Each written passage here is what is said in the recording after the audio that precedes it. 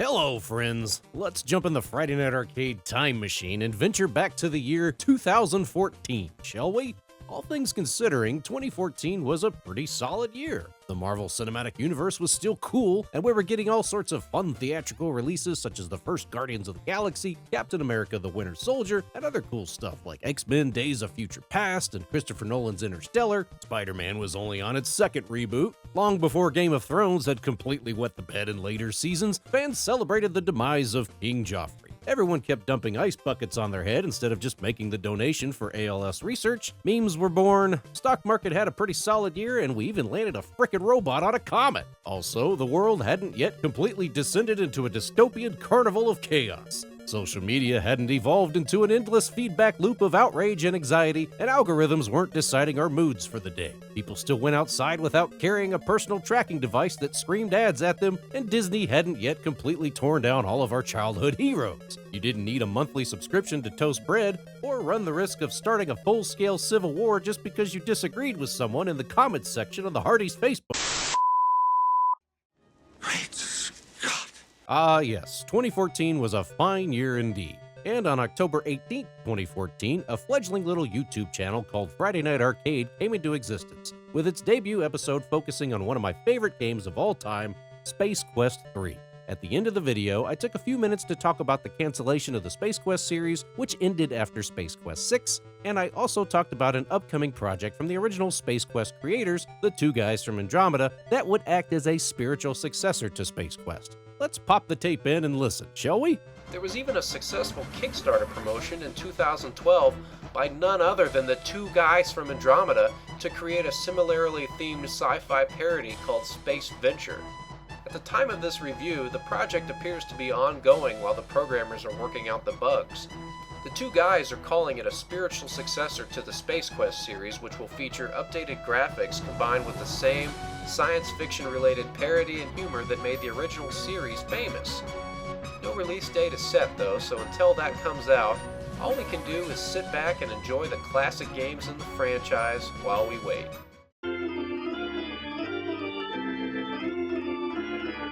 Well, after 11 years of setbacks, delays, health issues, and all sorts of other problems, the wait is finally over and SpaceVenture is here, or at least a publicly available version of it. A version was released to Kickstarter backers about a year ago, but now the game is available on Steam for $14.99. So at this point, I'm not going to get into the reasons or criticisms behind the delays. I do understand fan frustrations, especially when a project receives over $500,000 in donations from backers. But I've said this before about other Kickstarters. I feel like creators go into these things with good intentions most of the time and then maybe end up biting off more than they can chew. I mean, at the end of the day, these people are still people with day jobs and families and other commitments in life and all of that. And it's really difficult to make a video game these days, especially a 3D game such as this. Quite frankly, there's an entirely separate conversation to be had as to whether or not the two guys would have been better off just making SpaceVenture a 2D game, rendered with one of the classic flat SCI or AGI engines like back in the day. I'd venture to guess most true die-hard fans would have been totally fine with that, and it would have made the scope of the project much more tenable. A similar example I'd give is the recent Shadowgate sequel that I covered a little while back. They made it in the same graphical spirit as the original NES version, and I think everyone was really happy with it, myself included. But for today, I'm just here to judge SpaceVenture on its own merits. Is this game fun or not? Is it worth playing if you're a fan of the other classic Sierra point-and-click adventure games? Well, let's pop this thing in and find out. For starters, the intro screen music is really good and sets the mood for the adventure that lies ahead. There's hints of the classic Star Trek theme in there, and it's just really cool to look at this background visual. The story here is set in the same semi-fictional, wacky universe as the SpaceQuest series. In the SpaceQuest games, you played as Roger Wilco, a hapless janitor who was always in the wrong place at the wrong time. Now you play as Ace Hardware. He's a life support systems technician, which is just a fancy way to say he's a space plumber. He's got a cute little dog bot named Rooter too that's just a walking toolbox with a drain snake for a head. You're sent out on a routine repair job on the, not Nostromo, when all hell breaks loose and Ace ends up on a big galaxy-sprawling adventure going up against sewer monsters, crooked cops, killer Roombas, sandworms, and even rogue AI. The interface is point and click, similar to the adventure games of old. You've got some different commands such as examine, the hand icon as if you want to use or take something, The toolbox is your inventory, and you'll navigate Ace through 3D environments using the mouse. This is an upgrade from the classic 2D environments you'd be used to seeing in the older Space Quest or King's Quest era games. The way these games work is that when you explore a new area, something happens and typically throws up some kind of roadblock. Then you've got to solve some sort of puzzle using items in or around the area to figure out how to get past it. For example, when you're exploring this very familiar looking hallway, some steam shoots out of one of the pipes and now you've got to figure out how to navigate past it. This time, though, you've got a buddy. I mentioned Rooter, and you can actually take control of Rooter. He's got some different abilities as well, such as a defibrillator that he can use to revive Ace or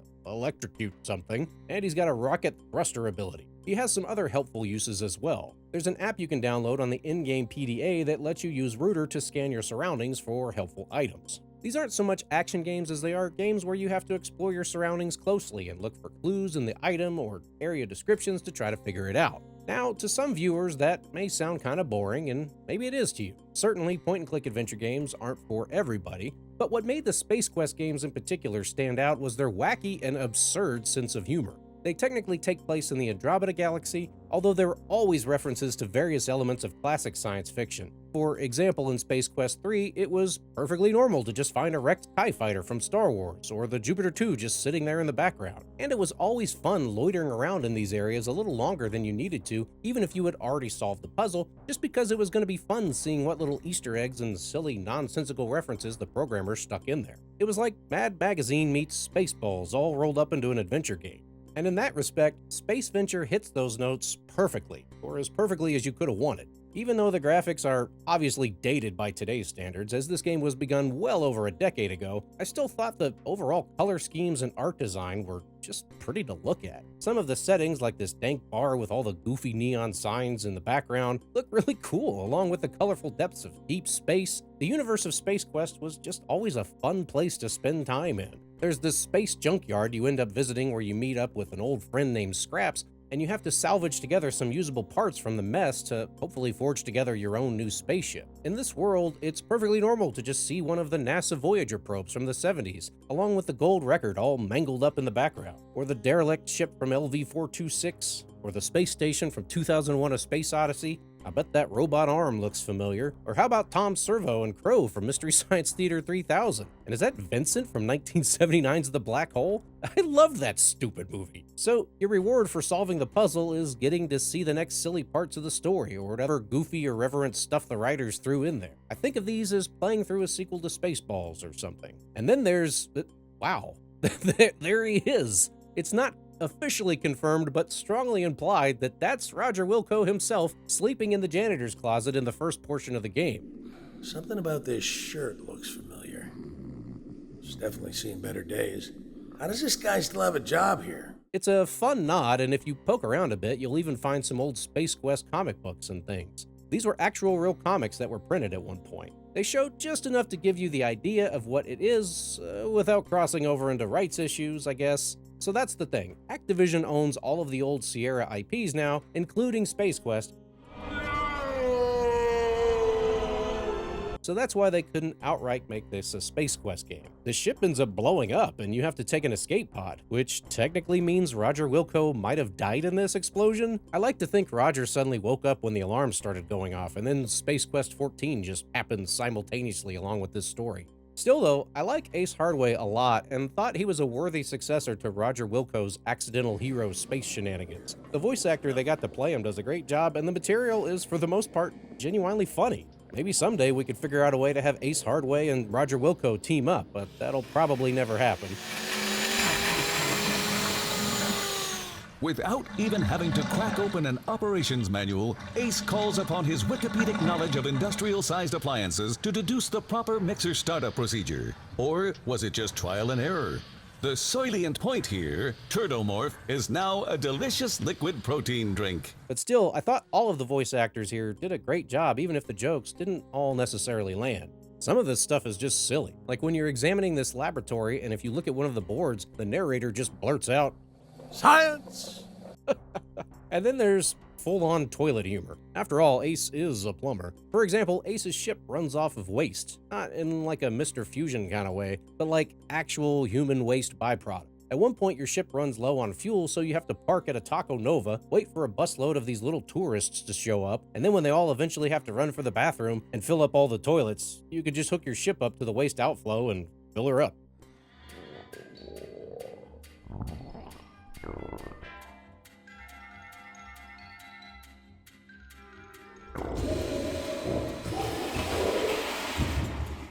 Okay, so this game is fun, to me at least. I think it's a lot of fun, but I'm a sucker for Space Quest type of games and this brand of humor. There's a plot in here somewhere. Eventually, this rogue AI called iMom wants to install face boxes on everyone so she can take over the world. That's actually still pretty relevant today. There's this little balloon baby from 2001 who's also kind of evil, I guess. You even meet up with the two guys from Andromeda at one point. There's some female secret agent who shows up and literally contributes nothing to the story. Like, seriously, she has a little bit of exposition filling in some of the gaps on the plot, but otherwise does nothing helpful to any of the heroes. But you don't really go into a Space Quest game for the plot, you go in for the science fiction puns and the humor, and that's where the game shines in spades.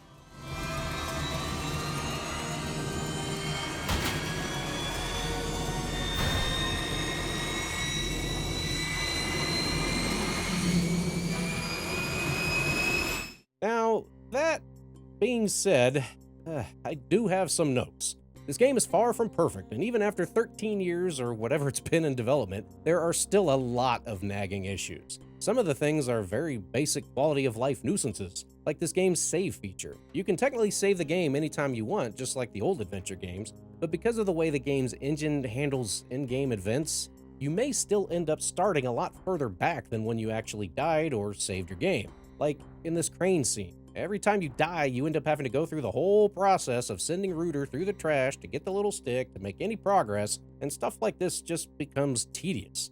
There's some other glitchy stuff, like with the interface. It has improved a lot since the backer-only release from a couple years ago, but I still feel like you just have to randomly click around on things to make it do what you want to do. Am I just not getting the puzzle right, or is this game glitching out on me? Who knows? And it gets to a point where you just have to break down and grab a walkthrough to make sure you're not wasting your time. I was also a bit disappointed with the deaths in this game. One of the fun features of the old SQIII adventure games, and in particular Space Quest, were the often ridiculously over-the-top and descriptive death sequences. You die a lot in those games through trial and error, but it was always fun seeing whatever comically gruesome way Roger gets mutilated beyond all recognition. The death sequences here just kinda happen. Okay, he got flattened by the forklift. I'm sure there's something in the ship handbook about not doing that. Or he fell in the bubbly garbage water. That's it. Okay, this one is kind of funny when he gets swallowed by the Sarlacc monster.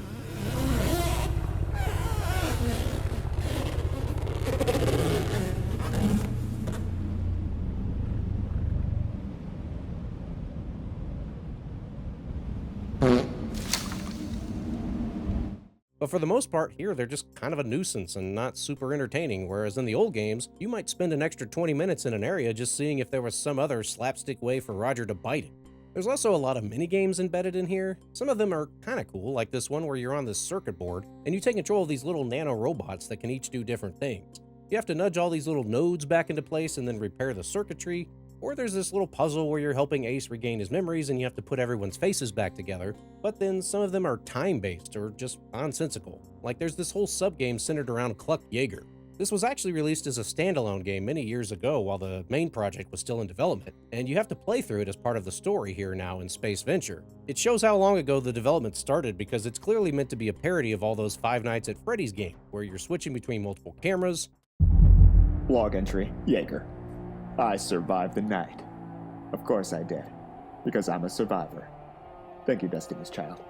But I never got into those games, and thankfully there's a way to just skip this sequence now, because this sequence just sucks. That's the thing, they got so far along in this, but then they realized that some of these sequences were just so awkward that they just put in a way to skip them. But then there's still some that you can't skip, like this awkward sequence where there's a giant monster embedded in these pipes and you have to redirect the water flow to unclog the monster. Or this sequence where you're using an electric magnet on this crane to dig out parts for your spaceship. The controls on this are clunky as hell, and it's best to just consult a walkthrough. Otherwise, you'll spend an hour like I did trying to drop the wrong thing down onto your transport. Seriously, I wasted a whole hour messing with this before I just broke down and found a YouTube video showing which parts you're supposed to grab. It also would have been nice to use the arrow keys for movement, or at least have the option, but everything is just tied to the mouse, which makes it awkward in some of these scenes where the camera doesn't quite follow Ace correctly, and like in these flying sequences where you're in hyperspace, the controls just feel really loose, making it difficult to hit the right off-ramps in time. Thankfully, this has a skip feature as well. Really, if I'm playing a text or a point-and-click adventure game like this, I don't want to have to do anything that requires reaction time. These games are supposed to be relaxing. I'm playing these after a long day with my kids. I just want to sit back and chill, so stuff like this is just kind of annoying. Also, this game just opens up in a window and runs. There's no graphics settings, menus, options, or anything like that. If you hit escape, it just brings up an option to quit. That's it. You, sir, are playing SpaceVenture. What you see is what you get. Also, this game has all sorts of punctuation errors in the dialogue captions. How does that even happen? But then, you kick back on the couch and fire up the TV to hear 1953's War of the Worlds playing, and all that kinda just washes away.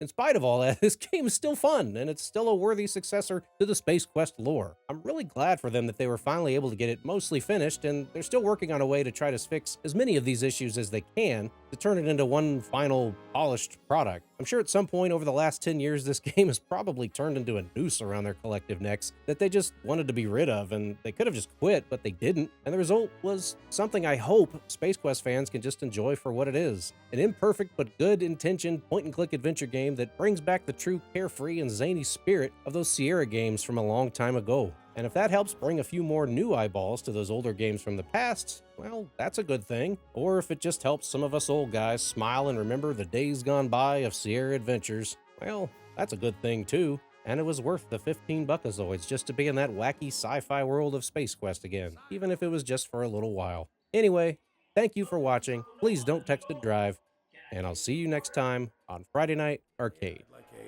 Arriba! You're our 1 billionth customer! With 3 habaneros, 3 gay habaneros, we love to sing for you in our sombreros.